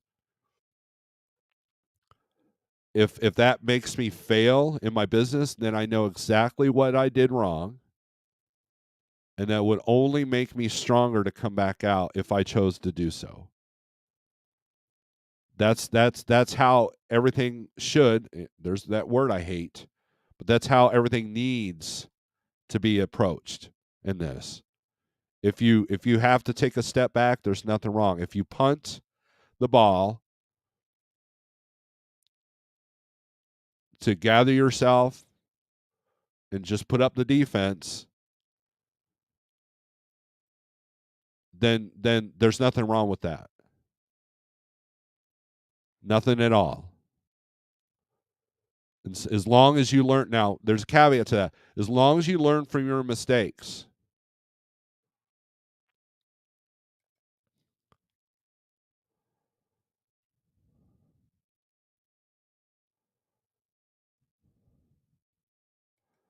Successful carriers don't love their trucks. Sell your truck and buy a boat. I would love to buy a boat, but they're money pits. $1,300 a month was high. Dude, that is excellent. That is excellent. Let me tell you what I did. So I had a Peterbilt 387. It was black. It was a good truck. I liked it. It beat me up. I didn't like the interior as far as where to put stuff because I got too much stuff, right? And that truck probably was lucky to get 7 on a light load miles per gallon. It had a Cummins in it. I bought it. It had 550,000 miles on it, and my payments were $2,000 a month. Now I only got it for $2,000 down. It was a once. I got lucky with that deal. And the other part of luck is I didn't know much about buying trucks, and I could have bought a lemon and it would have bankrupted me like early, but it didn't. I got lucky there too. So I will admit that some of my success has been to luck. Okay. But it doesn't take away the lesson that I'm trying to say here. So I was at Landstar, struggled for a bit. Actually, the first year I was good to go. I was doing well. It was stressful. I was learning. Every mistake was a lesson on self-dispatch, strategies of staying in the right freight lanes, dealing with bad agents and good agents. And then Jeffrey Light showed me the Snyder IC Choice board. That was more appealing to me for the consistency, so I brought it over there. It was a 2009 truck. Literally got in the last month that you could bring something past older than 2010. I literally grandfathered in. The last orientation was December 26th, and then January 1st, you had to have a 2010 or better truck. So again, luck was on my side on that one. Ran that truck for a year at Schneider. Blew a turbo. That sucked. And that's when I started to learn just how expensive this truck could cost me. So at 850,000 miles, I traded in for the truck that you see behind me. lowered my payments to $1,585 a month, and no money down. I had my trade in, so there was that cash, and it was still under warranty, and it got 2 miles per gallon better fuel mileage.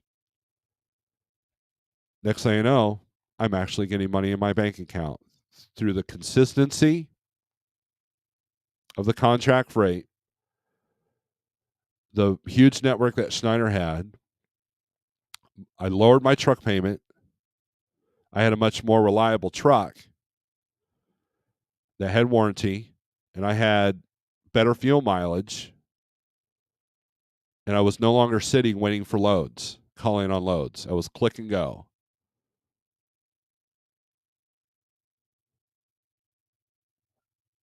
That's what I did right.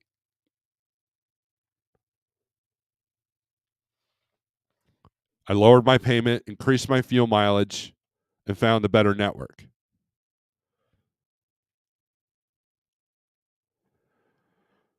And I've always wanted a 680. So when it comes to paying off this truck and keeping it for a while, I was more than happy to do that because I love this truck.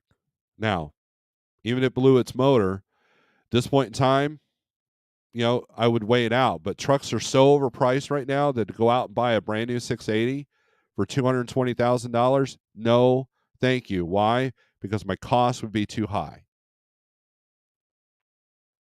for the way I run. Now, if I was running coast to coast and lived in the truck, that'd be a different story. But would I be happy? No. Because I like my relationships. I like the structure that I've been able to restructure at home. And I think these people at the house are happy to have me home now.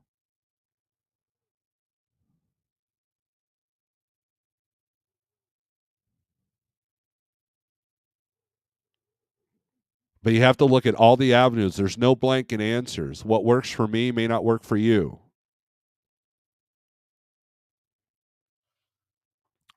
But the bottom line is always the same. Keep your costs low. My trailer payment is $3,000 a month. It's more of a struggle to make, but doable.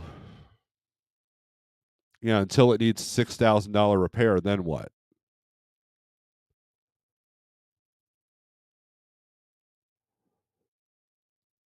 Then what do you do? And then it costs a cargo claim because the motor's not working right. So there's a lot of risk to that.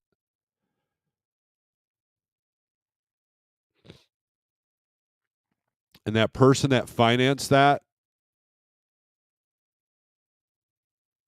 he's struggling to keep people in his equipment because of the costs are too high. Ask me how I know. I want to sign up to be Hot Seats Emergency Fund. Where the heck is Bill? Where the heck is she, Bill? Maybe she's got something better to do. Listen, everyone says that they said that in the 90s. When are we going back to that time? It's a fallacy. The new normal is always upward. We'll never see 250 a gallon again. That's the thing, Cool Truck, and we can't live in the past anymore. I know you bring that up a lot. The old days are gone. The spirit can be there, but it's a whole entirely. If you were to go back to the 80s and 90s and teleport somebody back to 2000 up to 2022 and said this is how we do this now, it would be completely alien to them.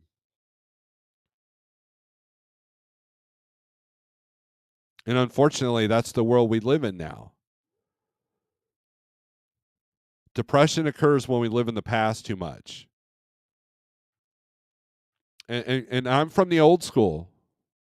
I wasn't a driver, but my dad was, and I was in that industry. I was in the industry at that time.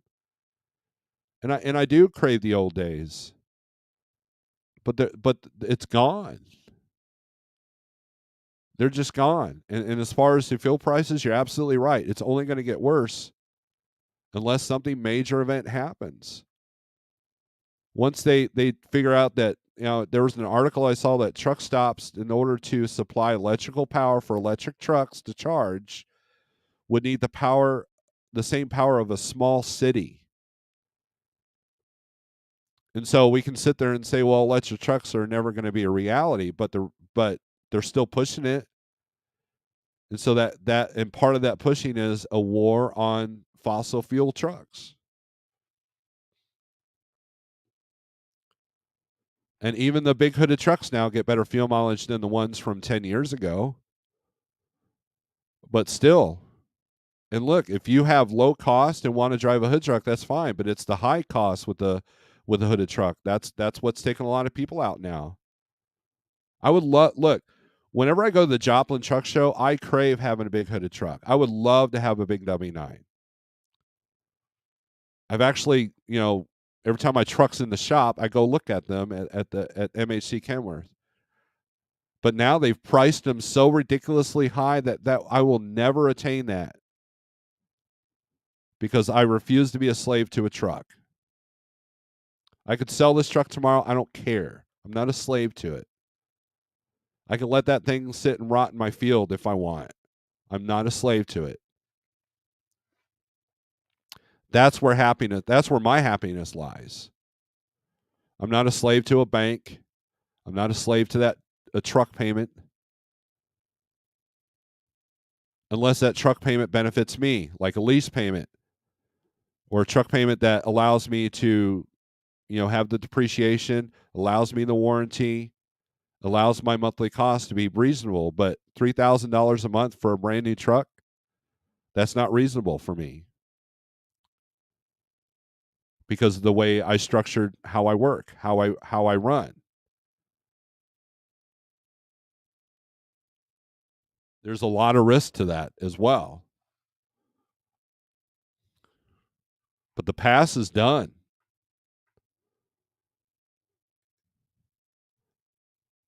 Failing is succeeding. Quitting is failing. There you go. I learned by being leased on to a company. Yes, that's a good learning. Learning stuff the hard way is the best to master the craft, in my opinion, right? Ratman Roden tells me that all the time. He goes, just go out and do it, man. You'll learn. You'll figure it out. Because that's how he's made his money. Got to our yard there. It's shorthanded. I guess I'm doing local for the rest of my clock. I've done that. Luck and timing describes my entire trucking career. LOL, Team Tiny. That's funny. Damn cool trucking. That's $100 a day. Have you looked at refinancing? Reefer prices are dropping. I always want to pay things off in 1 year or less. And look, I'm going to give Cool Trucking some credit. That's why his payment is so high, because he wants that thing done. But I'm saying there needs to be meat on the bone just in case something bad happens. So refinancing can be another tool utilized to make things a little bit easier. I remember a conversation that James Best and our friend Harold had. It was a 3-way conversation. We talked all the time when we were all running. And I talked about how low the rates could go and how low I've seen them. The next day, James went and refinanced his truck. He dug his heels in pretty quickly.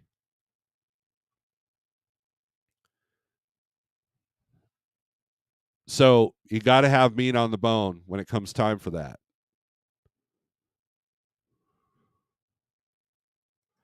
You paid $32,000 for your truck 10 years ago? Wow.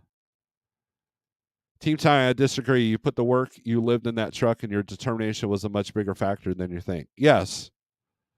I think Tiny was joking around a little bit.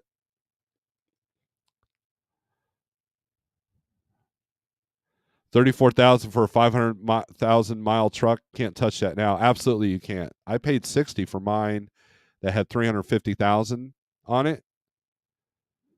I paid $60 for mine. Now that same truck last year was $160,000 at MHC there in Joplin, an XCFI truck with no APU, so high idle hours, I imagine. And I believe their wheelbase is so short. I don't know if you can even put an APU on a CFI truck. But anyways, yeah, 150,000 for a 500,000 mile truck. No, that's not what you do.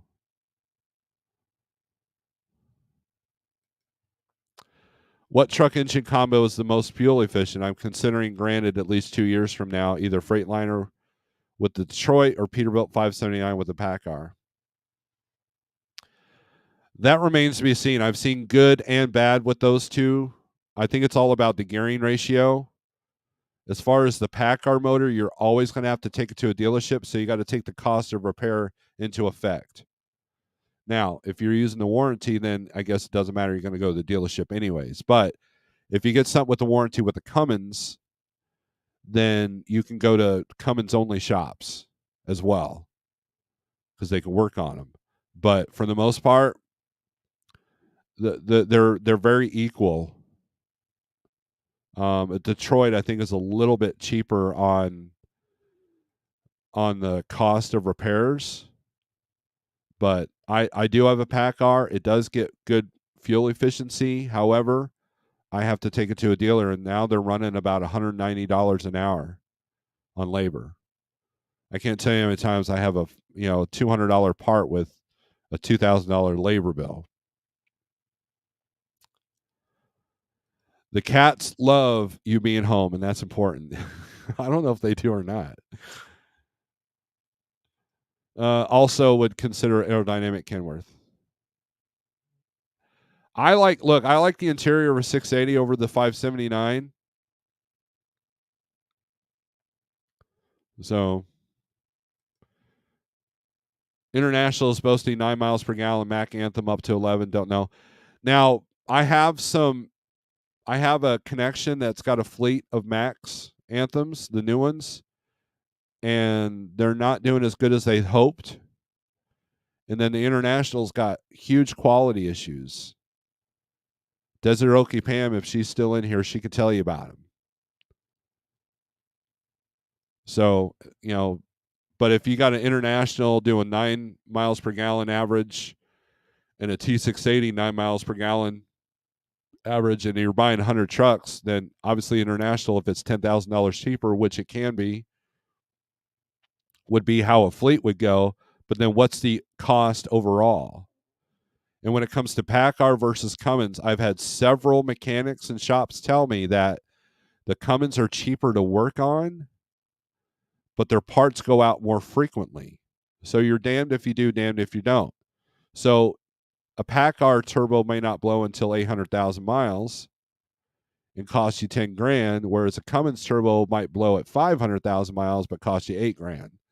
So it's half a dozen one, and 6 in the other, right? So you have to look at the overall cost plus the fuel mileage.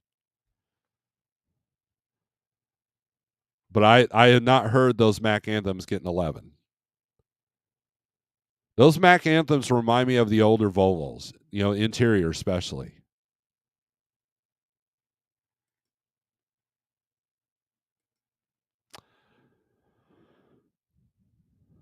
Yeah, check out YouTube vid. They ran coast to coast both ways, 11 MPG.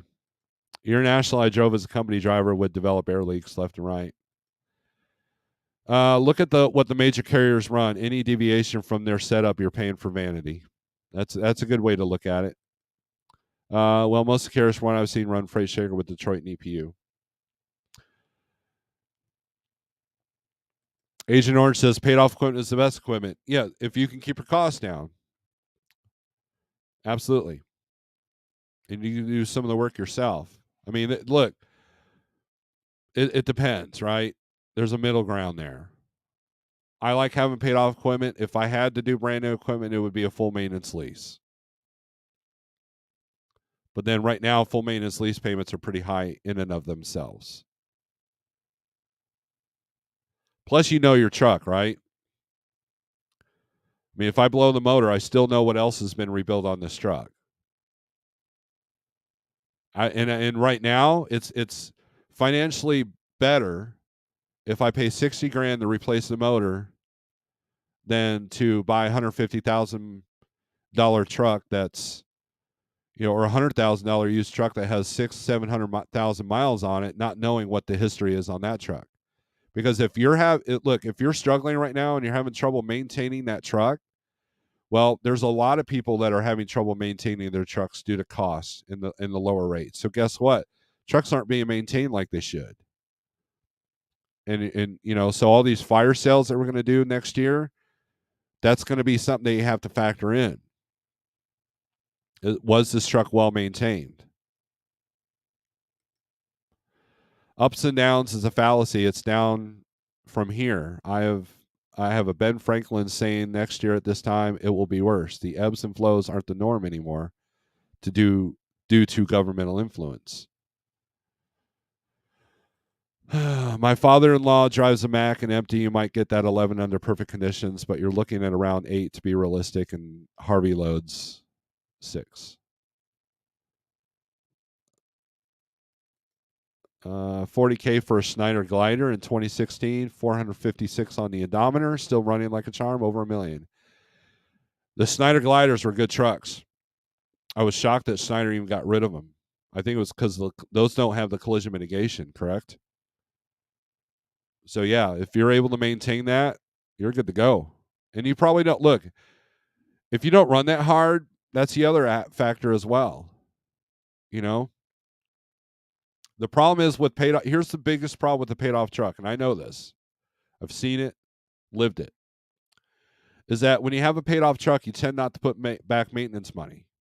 When you have a paid off truck, you tend to stay home for a week or two more than you would because you don't have that big pressing truck payment. Why do you think lease payments are by the day or by the week?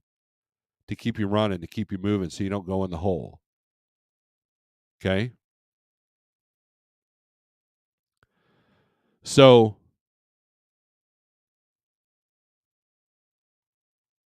I have been known to be a little bit more relaxed about my paid off truck than, say, somebody that with a weekly nut. Right? That's the danger of having a paid off truck. So if you have the right mindset and you maintain the truck and you put money back for maintenance, then you're okay. But a lot of people get too relaxed. And sometimes that's the only reason why the end game is to have a paid off truck so they can work less. Well, that's great, but you still got to work enough to put back the maintenance. Ask me how I know. Right?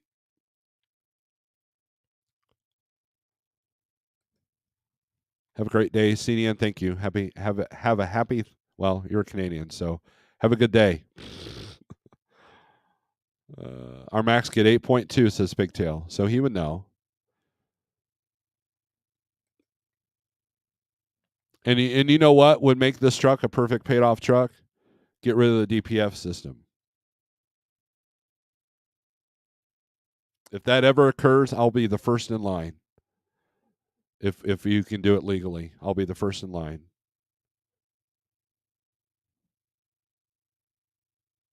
I want to get a 2020 Cascadia next summer for 20K. That might happen. Talked to a commercial lender recently. Truck prices dropping, but interest rates are up. Damned if you do, damned if you don't. That's what I'm seeing too, Team Tiny.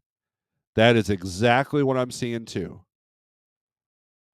Truck prices are dropping, but they're up in the interest rate. They're getting their money one way or another. Come on with it. It's ugly as hell, but it's been a solid truck. I've had to add any comforts because it came with none. No collision avoidance on those, Snore. Good. That's why they got rid of them, probably. Insurance reasons, right? Mine still looks almost as new as when I take it to the Blue Beacon. 1.8 million miles. On the same engine? Come on with it.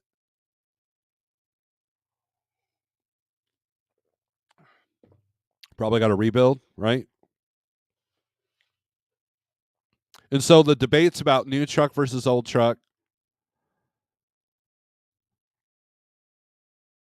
debates about hood truck versus aerodynamic truck, debates about rate per day, rate per mile, arguments about what platform trailer should I be pulling. None of that matters to me. Those are just echo chambers that get redundant. Bottom line is keep your costs down. There are many tools and many avenues that you can do to accomplish that. If you're making a ton of money and you're not happy, what good is that doing? If you're destroying your body, you're destroying your mind, you're destroying your relationships, what good is that money? What good is that?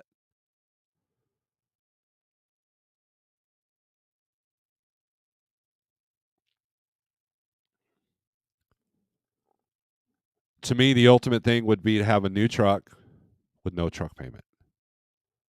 How can that be accomplished? Well, there are ways to accomplish that. That way, you got the warranty. You can put money aside. You got meat on the bone if things get rough, like high fuel, low rates kind of a deal,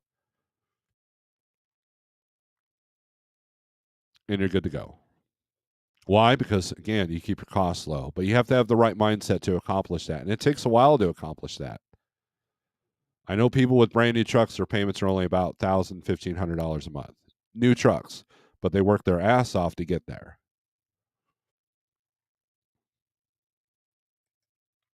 So if you want to work your butt off and take a hit on your happiness for a minute, as long as you have an end game goal, then that's good. That'll be character building. But if there's no end game, then what's the point? Same engine. Wow. There you go. I think new truck with the warranty is the answer, but I got to do it smart. I don't mind the payment if most of the repairs are covered under warranty.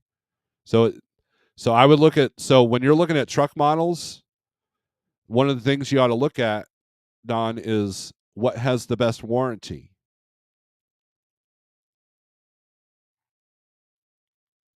And what has the most reliable shop. I would not buy a particular truck model brand depending on where I lived.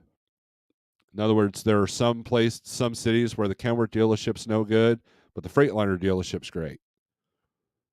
Then there's some areas where the Freightliner dealership's no good and the Kenworth dealership's great. So that's a big factor in deciding on a new truck also. Never been rebuilt, had a head gasket replaced last January. Other than that, no engine work. Wow.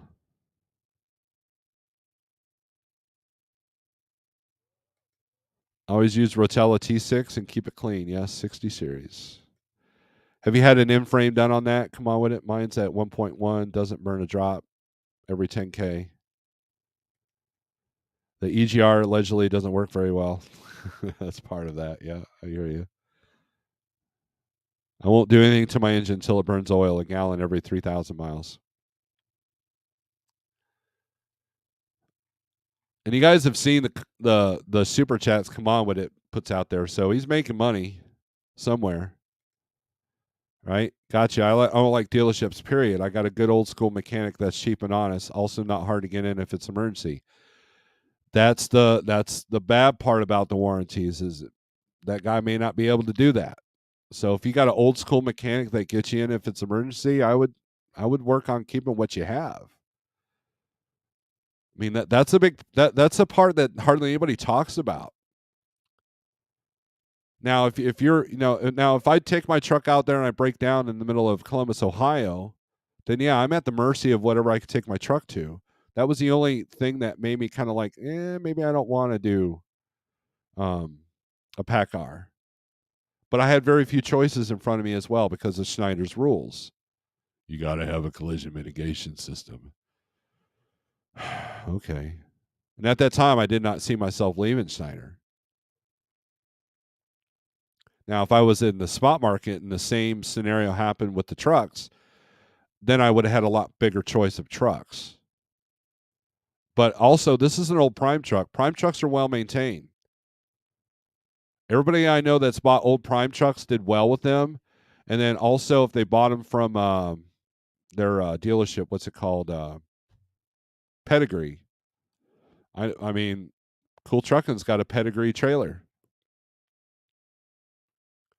So I mean, I know people that do very well with those. There's a guy locally here that when he does lease purchase trucks to his drivers, they're all Pedigree trucks. So I had no now the big thing with Prime trucks, especially in the older days when you're still learning to shift, is the transmission is probably going to be trashed. I found that out. My clutch was burned up, so I had to replace it. But if you have an automatic, probably didn't have to go through that. So I mean, there's 100 ways you could do this, 1,000 ways you could do this.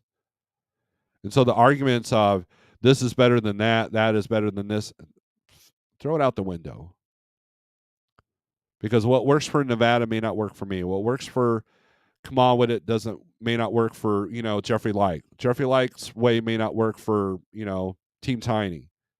We all have our own ways of doing things.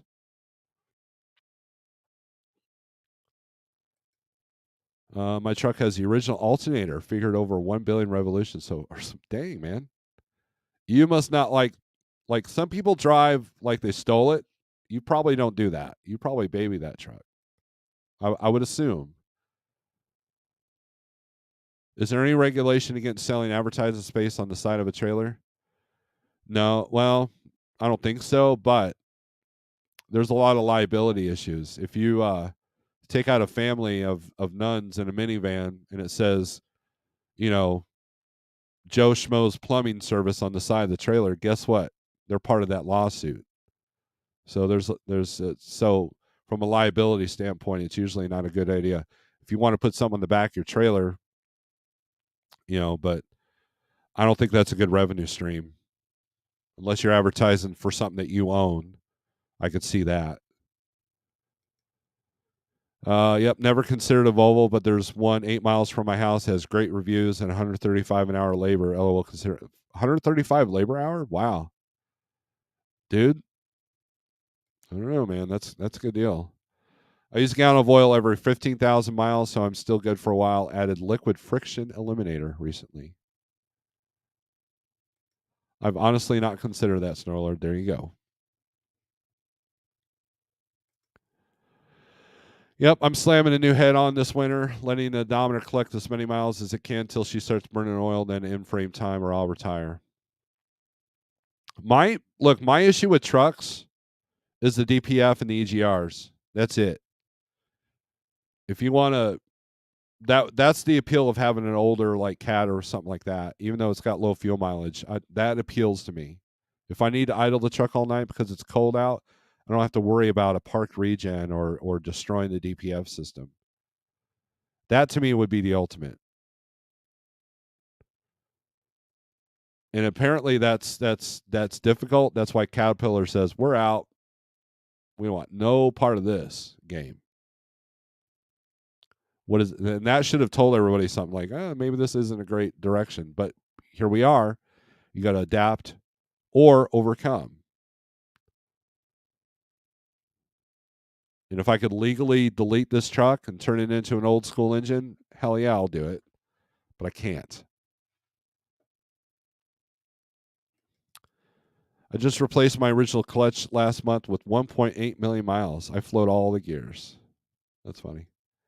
Tennessee One, good morning. Happy Thanksgiving, everyone. Thank you, Tennessee One. I baby the truck most of the time. Sometimes you got to go to get it there, Yeah.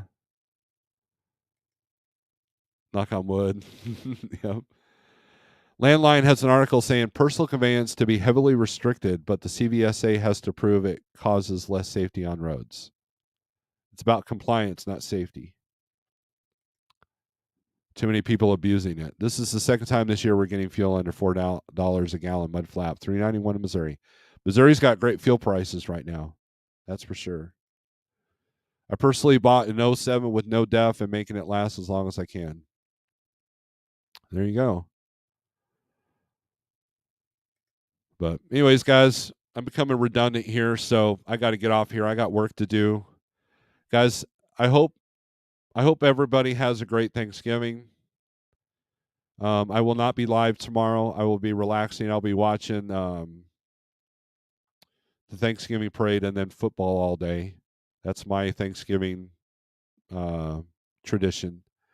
Eating bad food that's not keto friendly. So there's that. But I'll feel that Friday. And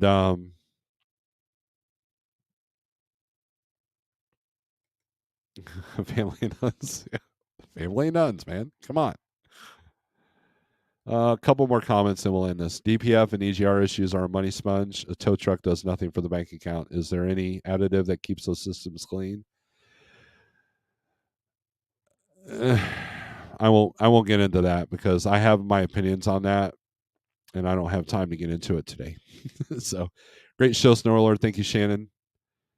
I appreciate you guys. Everybody saying happy Thanksgiving. If you're working, be safe. Record numbers of people traveling this year. You're tired of being at home. So, not me. I don't want to travel. So, it says Fuelox. It was hard to read that screenshot, Cool Truckin'. Um, if you did that from a computer, you can right click and say take screenshot and then turn that into a PDF and send it to me. That would be more effective. So, but and then you didn't have the broker's name or nothing in that text that you sent me. So, anyways, guys, thanks for watching. I appreciate every single one of you. Be good, be safe. Thanks for the support of the channel. Thanks for the super chats. Thanks for the if you want to try out the 123 low board, 48065 is the code. It's got many tools, a lot of which that I've not even tapped into. And and that's it. So all I have left to say is strength for today, hope for tomorrow. Peace out.